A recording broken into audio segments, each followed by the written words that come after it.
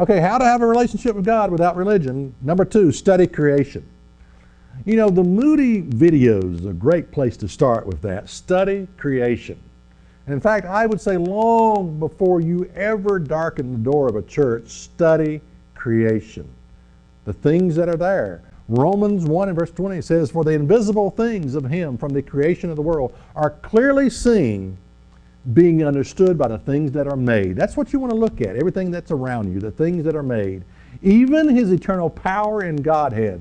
Yeah, you can understand God's eternal power and Godhead just by looking at the things that are made, so that they are without excuse. Okay, so you look at God's power and divinity that is revealed by the things that are made. You will never enter into a relationship with God until you first take a look at everything that surrounds you.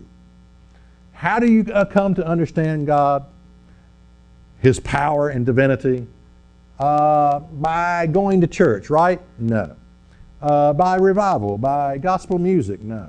By gospel tracts, by witnessing, by preachers, by television evangelists, by religious books, by going to a religious conference? No, that's not how you come to understand God. By studying creation.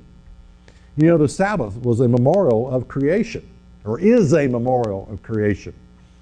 And often I enjoy so much a Sabbath off when I don't have to preach. And, you know, I'll just sit out on my deck and I'll look at maybe a hummingbird. You know, a hummingbird, its wings beat 70 times per second.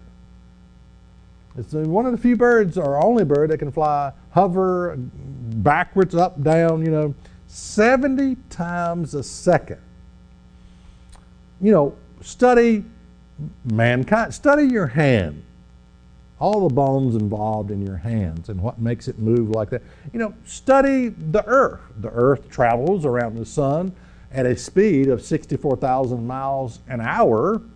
When you go to bed at night and you're asleep, when you get up, you've traveled, just in the short time you've been asleep, you've traveled over 500,000 miles through space around the sun on this spaceship called Earth.